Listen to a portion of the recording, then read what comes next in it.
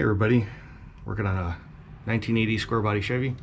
I'm going to show you exactly everything that's wrong with this truck. So we got a 1/2 inch shock bolt instead of a 9/16. It's too long, so they piled a whole bunch of washers on it. Got a broken main leaf, and the center bolt was sheared off, so instead of fixing it, they just welded a little plate on either side of it. So that's kind of weird.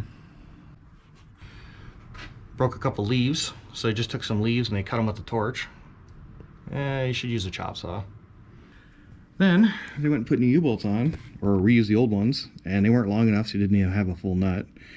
So instead of putting a washer on there like you're supposed to have, they just drove it down into the U-bolt plate, tightened it so much it bent the U-bolt plate. See, I don't mind a broken main leaf. That just happens. You can't control it. It's just part of the wear and tear of a vehicle. It happens periodically. It's not a big deal. But the way you fix it is important. Just fix it right, people.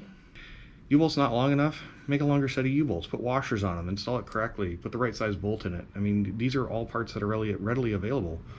So, yeah, it's kind of weird. Well, now I guess I'm going to have to go and fix it all.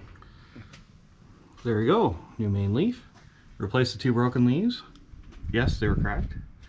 Brand new U-bolts, proper sized shock bolt, and the proper length U-bolts.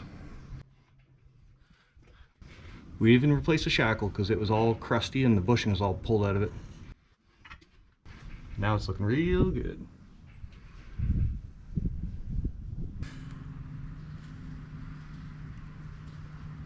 Remember guys, if you like my content, don't forget to subscribe. I'll catch you next time.